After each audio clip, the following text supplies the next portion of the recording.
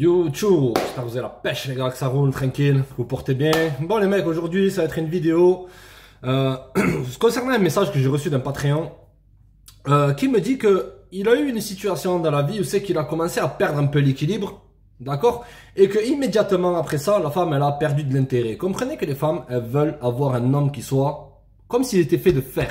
Tu vois ce que je veux dire? C'est-à-dire que une femme, elle sent que au niveau de ses émotions, c'est pas stable.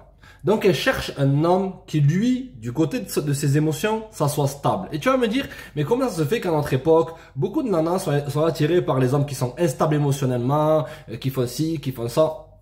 Il y a deux composantes les mecs, ok? De nature, d'accord? Vraiment dans l'essence même, une femme elle est attirée par un homme qu'elle voit comme une sorte de figure paternelle, comme un guide, comme un leader. D'accord? Mais avec tous les conditionnements actuels, on leur dit mais non, ouais, avec la musique, telle ou telle émission, tout ça, on leur met l'image que le mauvais garçon, c'est-à-dire le vieux gars tatoué en carton, tout ça, le mec excitant, tout ça, c'est lui vraiment l'homme masculin. D'accord? C'est pour ça que leur relation avec ce type de gars ne dure jamais. Ok? Dans le fond, ce qu'une femme veut de manière biologique, c'est un homme qui soit solide. C'est un homme qui guide l'interaction. D'accord? Lorsque, en l'occurrence, à l'abonné, malheureusement, sa copine, je crois, il est arrivé une maladie. On va lire le message ensemble, les gars. Et il a complètement perdu le cap. Et ensuite, ça a fait un effet où c'est que, automatiquement, elle a perdu de l'intérêt. D'accord, les gars? Allez, on attaque. Salut SC, j'espère que tu vas bien. Je voulais te présenter mon cas, car il n'est pas souvent évoqué dans tes vidéos. J'étais dans une relation sérieuse avec une demoiselle exceptionnelle faisant partie des 1% rares qui m'a toujours soutenu, respecté et pris soin de moi. Voilà, bien les gars, tranquille. Mais là, t'as l'air un peu de la mettre direct sur un piédestal. On va voir après. Cependant, la relation s'est terminée à cause d'une de mes réactions suite à un choc émotionnel à la maladie grave de ma mère. Ah, autant pour moi, c'était sa maman qui a eu une maladie, ok. Elle a eu un cancer, mince, très sérieux, et cela m'a complètement bouleversé. C'est tout à fait normal. Lorsque nous, les hommes, on a des problèmes, ce qu'on a tendance à faire, c'est qu'on a tendance un peu à s'isoler des autres. Tu vois, on a tendance à s'isoler, à essayer de trouver des solutions à ces problèmes seuls. Tandis que les femmes, qu'est-ce qu'elles font lorsqu'elles ont des gros pépins dans la vie? Habituellement, elles ont tout un système de support autour d'elles. Toutes les copines, les nanas, les copines célibataires de plus de 35 ans qui passent leur temps sur l'autoroute, à fréquenter plusieurs gars, etc., qui connaissent tout le game, comment manipuler, toutes ces histoires-là, ok? Des nanas un peu plus sérieuses, leurs vraies copines, toutes ces histoires-là. Nous, les hommes, on aime, moi, personnellement, dans mon cas, le mec, quand il m'arrive des situations catastrophiques dans la vie, je me suis jamais, peut-être une ou deux fois, à vraiment mon meilleur pote, ok, mais après le reste du temps, je fais ça et je cogite. Les hommes, nous, on est bâtis comme ça, les mecs. Ok? Donc, c'est beaucoup plus difficile pour nous d'extérioriser ces mauvaises énergies qu'on a. De ce monde en plastique, là, qui nous entoure. Tu comprends? D'accord? Lorsqu'il nous arrive des pépins, on a tendance à se recroqueviller. Et aussi, le problème, les mecs, c'est que les mecs, ils suppriment, en gros, ils essayent de supprimer leurs émotions. Ils essayent de combattre leurs émotions. Tu vois, ils sont là, il m'arrive ça, j'ai de la tristesse, c'est ça. Je dis pas d'exprimer tes émotions, de te gratter le visage comme dans les enterrements, là. Je sais plus où, là. Au Maghreb, au Moyen-Orient, ça, comme les ignorants, non. Je dis simplement d'extérioriser ça, de ressentir ses émotions et de les accepter. Il m'arrive ça. Même chiale. Je te dis pas de chialer devant ta nana. Fais jamais ça. Ok, sinon là, au début, elle va te soutenir au début, c'est normal. Ok? Mais à la longue, elle va se dire, ce mec-là, il est faible. Ce mec-là, il n'est pas en contrôle de la situation. Tu comprends? Ok, la famille. On attaque l'équipe. Cela m'a complètement bouleversé. Je comprends, gros. En réaction, pour ne pas montrer ma douleur, j'ai disparu, coupé les ponts. Ce que je vous disais, les mecs, pendant 2 mois pour me remettre debout, sans donner de nouvelles, ghostant ainsi ma femme. Ok, les gars, j'avais lu dans les grandes lignes le message, maintenant je le découvre avec vous. Le truc, c'est que là, t'as fait ça parce que tu ne voulais pas qu'elle te voie en position de faiblesse. Ok, c'est une réaction totalement naturelle. Tu vois, lorsque tu as eu un gros choc émotionnel, comme ça, tu as tendance à avoir des insécurités. Et tu sais très bien que les nanas, habituellement, pour moi les mecs, lorsque Et ça, c'est pour ça que toutes ces histoires d'hypergamie, ça n'a pas de sens. À l'époque, quand j'étais jeune, je connaissais un gars. Quand j'étais jeune, je suis encore jeune, mais bon, quand j'étais plus jeune. Quand pêché à méga. Un gars, le mec millionnaire. D'accord, le gars, de l'argent de partout. Grand, brun, attractif comme assez sans pitié. D'accord, 10 sur 10. Voiture de sport, tout ce que tu veux. Le mec, il a eu un pépin là, au cervical. Et le gars, il est resté allongé peut-être 6 ou 7 mois, je sais pas combien. Et sa nana, il a eu aucun scrupule pour le tromper. Tu vois? D'accord? Habituellement, lorsqu'un gars il tombe malade, les nanas, elles ont peur de ne plus avoir de protecteur. Donc, automatiquement, elles ouvrent leurs options et elles trompent. Fait 98%, c'est pas tout. Faut pas généraliser les mecs. Ok? C'est 99%. D'accord? Donc, là, le problème, c'est que tu as ghosté cette femme-là, donc tu l'as blessée d'une certaine façon. On continue. Lorsque je suis revenu pour m'excuser, car il faut assumer ses actes, nous sommes des hommes après tout, et je regrettais amèrement mon comportement, elle a accepté mes excuses. Je lui ai dit que je revenais pour reprendre notre relation. Ok. Le truc, c'est que lorsque tu ghostes une nana, tu la mets dans un état d'inconfort extrême, parce que tu enlèves ton attention et elle a l'impression d'être abandonnée. Ok? D'accord? Et les nanas, elles peuvent jamais être seules. C'est pour ça qu'elles sont jamais seules la majorité du temps. Ah, ça fait tant de temps que je suis célibataire. Ouais. Ok. D'accord. Elle a accepté. Ok. Je lui ai dit que je revenais pour reprendre notre relation. D'accord. Nous sommes restés en contact régulier, bien que nous soyons revenus plusieurs fois. La relation stagne et ne redémarre pas. Elle est devenue froide. Je ne sais pas comment relancer la dynamique pour recréer de l'intérêt. Ça fait un mois qu'il y a un no-contact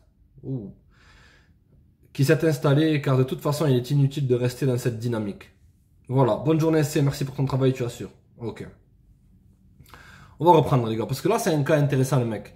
D'accord? Moi, je me souviens, ça, j'ai appris ça quand j'étais jeune. Quand j'étais plus jeune, allez, voilà. Ok. Je sortais avec une nana. Je dois avoir quoi, 19 ans. Elle avait 18.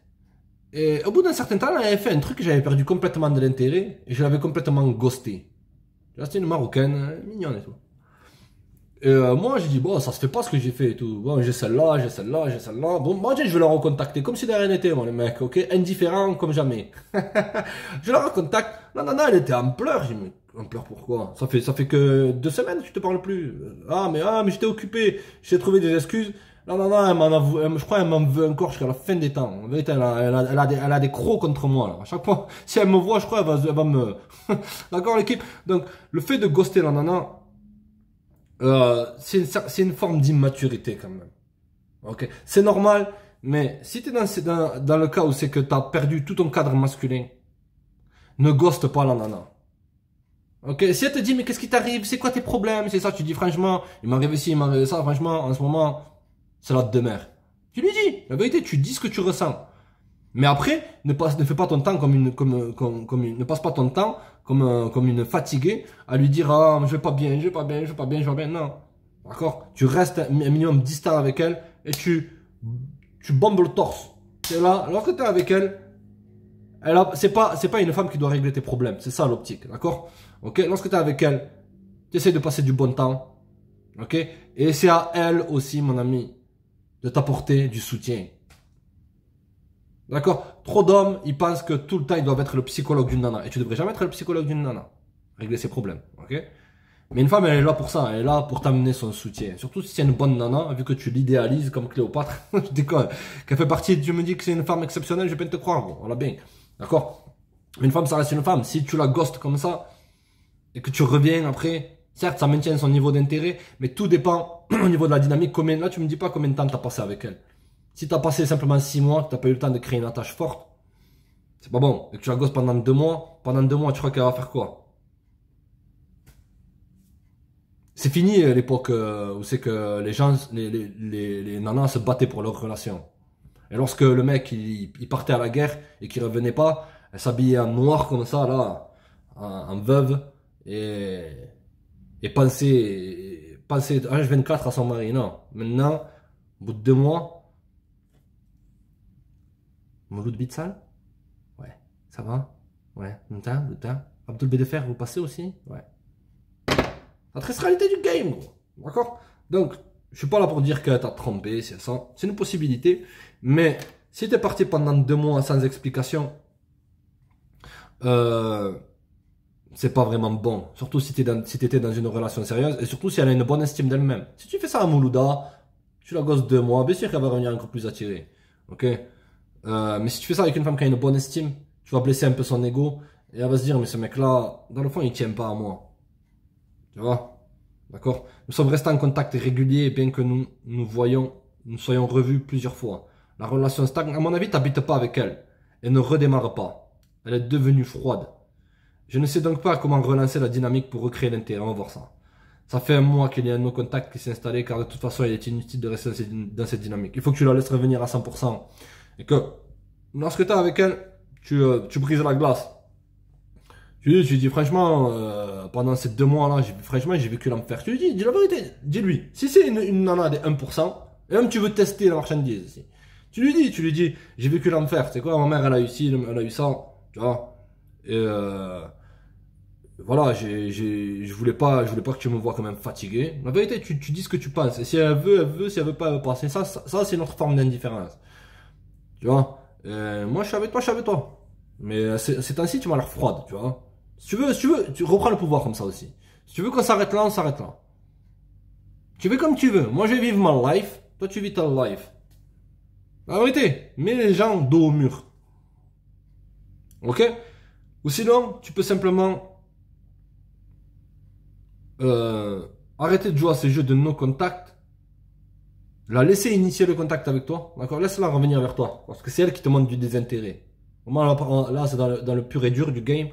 Elle te montre du désintérêt, c'est à elle de revenir. Si elle revient pas, c'est qu'elle n'est pas intéressée. Lorsqu'elle revient, utilise le prétexte qu'elle revient pour simplement lui dire t'es où, on se capte, boum, tranquille, direct droit au but. D'accord? Tu me dis, nous sommes restés en contact régulier. Ouais, mais un contact régulier par message ou de visu. C'est ça qui est important à savoir. D'accord? Donc les mecs, en guise de conclusion, c'est tout à fait normal pour les hommes d'essayer de cacher leurs faiblesses. D'accord, l'équipe? Mais aussi assume que tu sois quand même un être humain. On n'est pas tous des Diego défoncés au rouge devant sa caravane qui sont émotionnellement dead. Parce que leur cerveau est imbibé de rosé ou de rouge ou de la villageoise. D'accord, qui n'ont plus aucune émotion, qui lorsqu'une nana fait un truc, il en a rien à carrer, qui est pas intéressé, d'accord, qui est focalisé sur comment voler de la ferraille ou des poules, d'accord. Mais si t'es un mec un minimum sain d'esprit, d'accord, l'équipe, assume quand même que t'as une part de faiblesse. Ça montrera aussi quand même une certaine forme d'authenticité avec la nana. Mais ne sois pas dans une optique où c'est que tu passes ton temps à te plaindre. D'accord? Et tu veux aussi tester pour voir si elle va t'aider, mon ami. Si elle fait partie des 1%, comme tu me dis. Tu aurais dû tester. Après, on ne peut pas revenir en arrière. D'accord? Tu aurais dû tester si vraiment elle était là pour t'épauler. Ou si elle était là pour du bon temps et pas pour longtemps. Je répète encore une fois. Si elle était là pour t'épauler. Ou si elle était là pour du bon temps et pas pour longtemps. D'accord? Donc, pour la réattirer, ce que je ferais, c'est que je la laisserai revenir à 100%. Ok? De mon côté, je vis ma life. Je prends la responsabilité de ce qui s'est passé là. Parce que t'as quand même un peu foiré. Si elle était bien avec toi, elle était respectueuse. Et toi, tu la ghostes comme ça. C'est pas vraiment génial. En vérité, les mecs, je suis pas là pour remettre le blâme tout le temps sur les nanas. Aussi, lorsque les gars, ils foirent. Les gars, je suis pas là pour vous dire ce qui plaît à vos oreilles. Je suis là pour vous dire ce qui est vrai. Et juste. C'est ça, les gars. À tous, ils vont te dire, oh, mais, oh là, c'est hyper remis pendant 2 mois, c'est ça, non, c'est toi, c'est drôlement alpha. En vérité, gros, t'as foiré pendant 2 mois. Mais c'est tout à fait normal. Et bon rétablissement à ta maman. Mais le truc, c'est, laisse-la revenir à 100%. Lorsqu'elle initie le contact, tu places un rendez-vous avec elle. Va boire un café, un thé, un chocolat chaud. Lorsque tu es avec elle, tu brises la glace. Tu lui poses des questions. Tu la laisses s'exprimer sur ça. Parce qu'elle a encore des émotions négatives en elle. D'accord, vis-à-vis de toi. Et il n'y a que le temps qui peut lever ces émotions négatives. Mais le problème, c'est que si ta relation, si tu la connais si tu sors avec elle depuis 1 an, c'est pas bon. Depuis 2 ans, ça passe. Mais si c'est depuis 3 ans, là, tu as eu le temps de créer vraiment une bonne connexion avec la nana. Tu comprends? Et là, il y a des chances qu'elle revienne. Mais si c'est frais ton histoire, d'accord. Allez les gars, restez connectés les mecs. abonnez-vous, partagez, likez. Ciao.